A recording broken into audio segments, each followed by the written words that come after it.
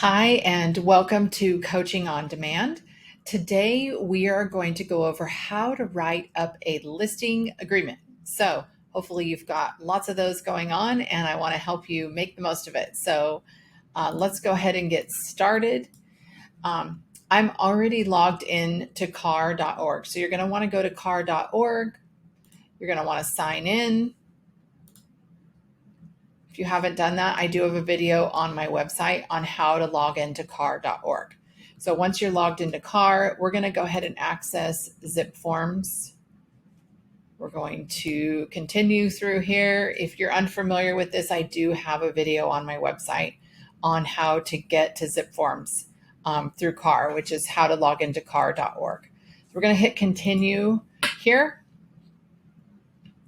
And once we get into ZipForms,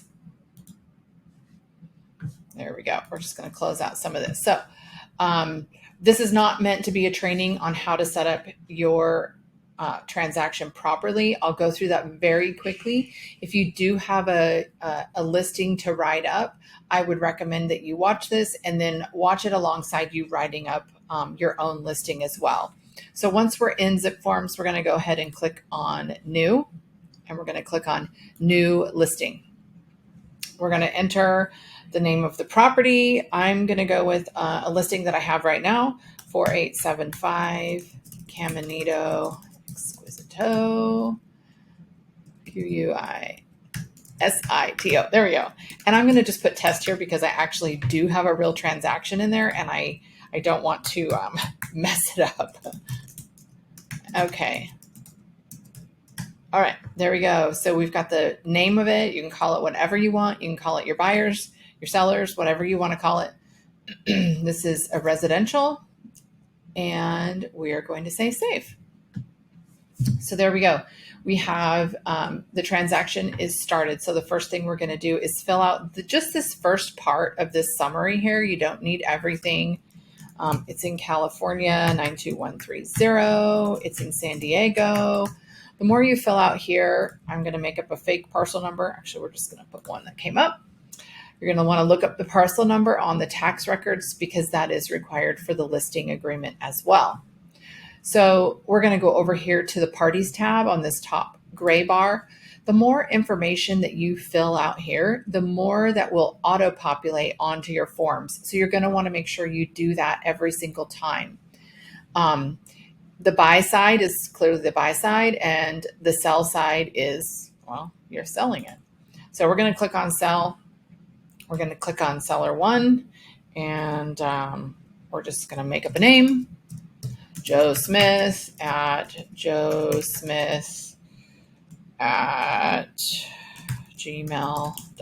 I'm just making all this up. So you're going to want to fill in your seller's information and hit save. You don't really need the rest of this information. You really just need his email address, whoever it is, because you're going to be docu-signing. We'll hit save. The listing agent, my information is already there. I have saved myself to the address book. So I'm going to go in there and I'm going to select myself. If you are not in the address book, you can go ahead and fill out all of this information for yourself. And then you're going to click this button down here at the bottom that says Save to Address Book. So whenever you write up a listing or an offer, you're just going to go right in here and you're just going to click on yourself.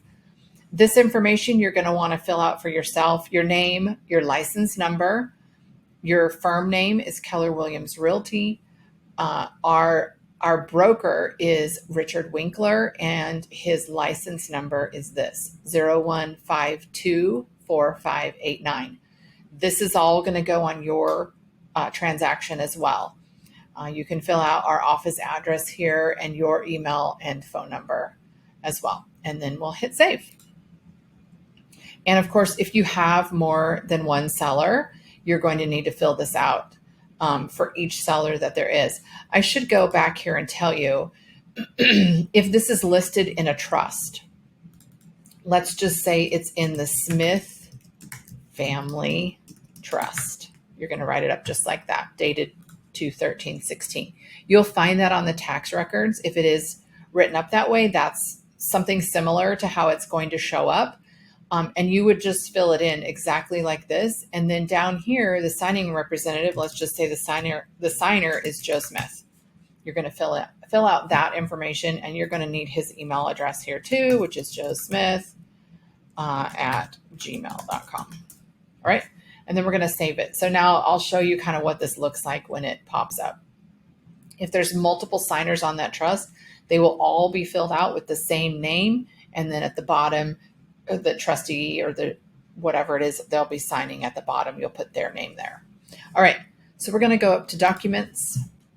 And over here on the right-hand side where it says all forms, we're going to click on that. And just a couple down right here is the residential listing agreement. We're going to add that. And I'm going to assume that you're not going to have your listing live on the MLS within 48 hours. So we're also going to add the SELM, which is the seller instruction to exclude from the multiple listing. So I'll go ahead and show you how to fill that out as well. Because when you take a listing, you have to have it active on the MLS within 48 hours, or you need to fill out this form. So it's just a good practice to fill this form out. That way, if something happens, you're not out of compliance or anything like that. So let's go ahead and click on the residential listing agreement. I'll go ahead and do this since I know most people are working in the new form editor here. I still have the option. I don't think everybody has the option to do that. So I'm going to shrink this down just so we can see it a little bit. Nope, that's not going to matter. Okay, so we're going to scroll down. Smith Family Trust. They are the seller. We're going to check that box. We're just going to scroll down. There's not much for a few pages here.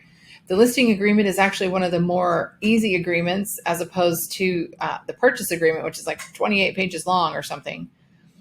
This is not a training on what the listing agreement is and what all of these mean.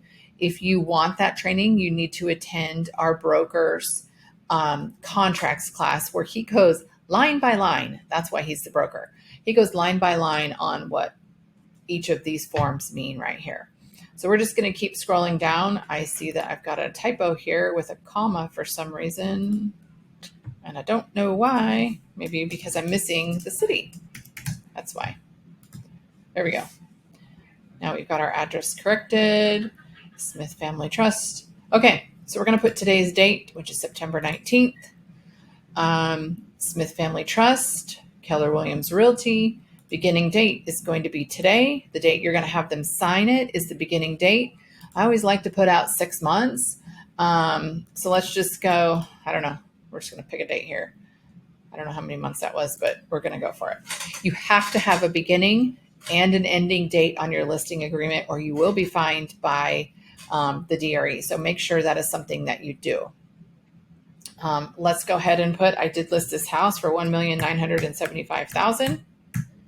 We're going to type that in there and it will auto-populate. All right. If you have any other listing terms or anything you need to know about this listing, that's where you will put that.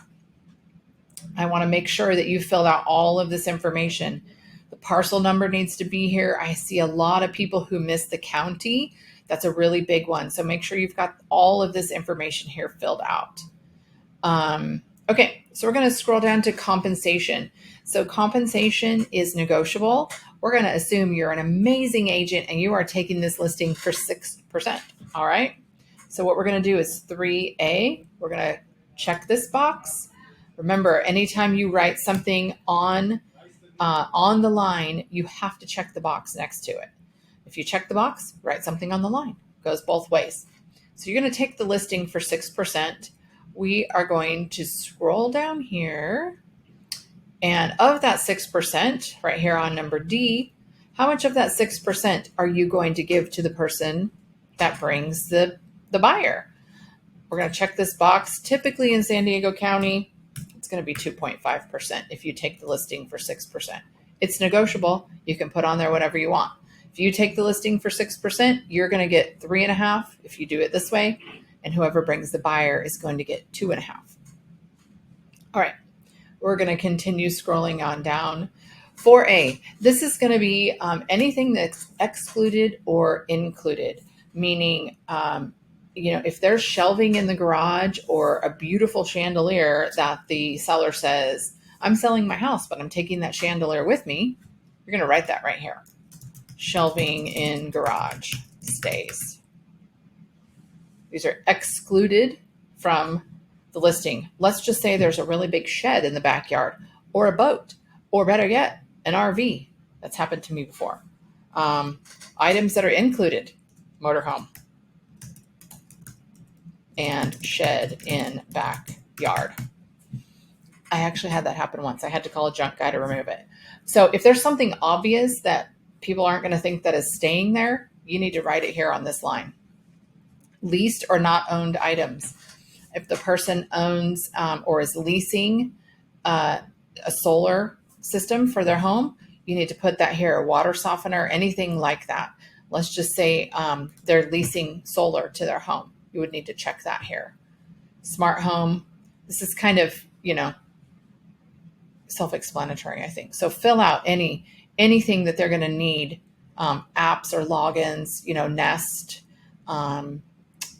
camera equipment, anything like that is staying with the home. You're going to want to write that here. And same with excluded from the sale. If they've got a Ring camera at their front door and they're going to take it off and put a new doorbell on, you need to say that the Ring camera is excluded from the sale. Okay, what broker are you a part of? Are you a part of NSDCAR or SDAR? I'm part of NSDCAR, which is part of CRMLS. You're going to put that there.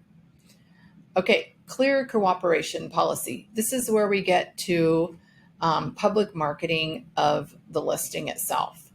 Right here, this is what I like to put here. Seller instructs the broker not, I always check this one, to market the property to the public if you're taking a listing that's off market. Or you're going to check this one. Let's just say you're going to take the listing on the 19th and you plan to have it on the market on the 26th. We're going to check that right there. So we're going to say we're not going to market the property until the 26th, although we're going to sign the listing today. It's a week out. You can put a month out or 6 months out if you need to, or not at all. All right. We're going to keep on scrolling down. I'm not going to check any of these boxes. You can scroll through and decide if you're going to do that. If you and your seller are going to agree to maybe do an inspection of any type before that, you're going to write all of that here. None of this is not required, but if you want to require it or you want to talk to your seller about that, that's where you would check those boxes. We're just going to keep on scrolling all the way down here. Because I did check trust, we're going to click trust advisory because this property is in a trust. And you can see down here it says that it was added to my transaction. Does your seller intend to sell their property and purchase another? And if they don't sell their property, can they not purchase another? And if they sell their property, obviously they need a place to live. So you need to find that out. If the seller sells their property and has no home and has to buy one, you need to check this form. Seller intends to include a contingency to purchase a replacement property as part of any resulting transaction. That's a conversation you need to have with your seller. Where are they going? Where are they going to live when they sell this home? Even if it's a 1031 exchange, you're going to want to do that as well. All right, we're going to keep on scrolling. We got our sellers. Information here. We got Joe right there. We've got all of your information all right here. Got some more advisories. We're just going to keep on scrolling. There we go. Keep on. I'm just checking, making sure every little line is filled in, all that good stuff. All right, there we go. So that is the end of that. Now I'm going to go over here. And we are going to, where is my SELM?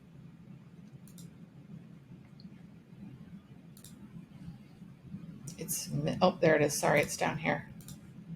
Seller instructions. So now we're going to work on this. And it should, we got to hit plus. Sorry. I don't normally use this one. There, we hit a plus.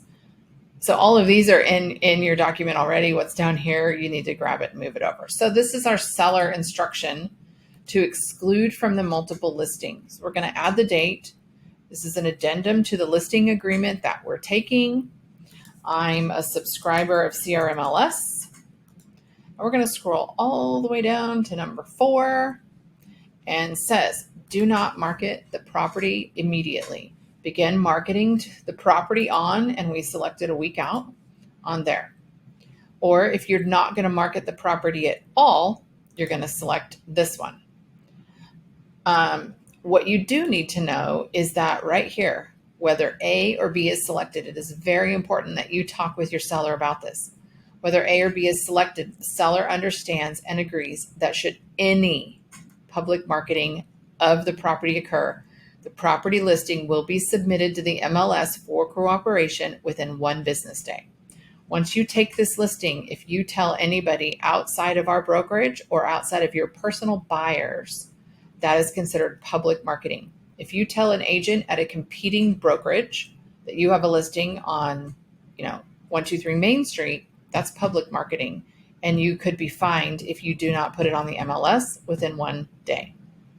So make sure once you take this listing, you can say, I have a new listing in Solana Beach or Carmel Valley, but you can't say the address, and you can't show it to anybody outside of your brokerage or your personal buyers. Keep that in mind. Our broker is Richard Winkler. There we go. And his license is 01524589. Popped right up. All right, there we go. We've got our listing filled out.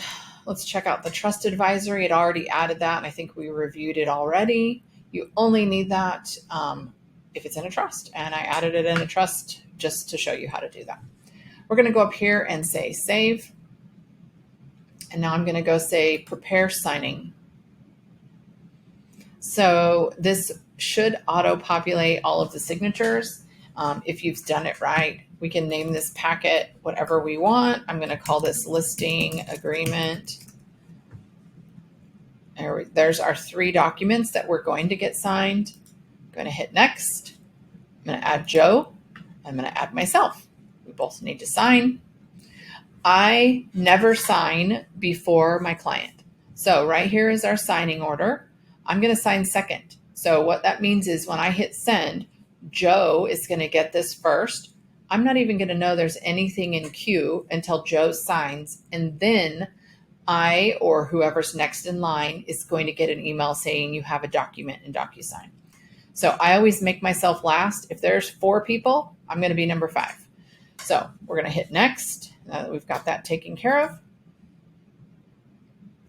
And it's going to get over there eventually. While it spins, there we go. So it's going to load up all of the documents that you are going to sign. It will auto-populate the signatures on there. But I like to just kind of scroll through real quick and just make sure everybody's here. All the signatures populate, does a pretty good job. You should scroll through though and just verify everything is in line or in the right location, that sort of thing. If you forgot something and you want to add a name or an email here really quick, you can always do that. Let's just say there's a line. Let's scroll down here and find a good example here. That's a line that's missing, or you want to have them specifically signature something else. You can go over here. You can change the name of the person. Let's say I want to initial something, or I can grab my initial and just drag it right over there. It's not the place for me to sign, but let's put it over here. All right, you get the idea. Once you do that and you scroll through and you preview the whole document, you're going to go down here and you're going to hit send. I'm not going to hit send because poor Joe Smith at Gmail is going to get this listing agreement. I don't want him to do that. So you're going to hit send, and then it will send it to Joe and he will get it. So that concludes how to write a listing agreement. If you still need help after watching this, please reach out to me. I'm here to help you. I want to see you win, and I got to see you. There we go. I want to see you take a lot of listings and make a lot of money. So go write up some listing agreements. And if you don't have a listing, write up a practice listing agreement. This is a great place to start. I hope this has been helpful.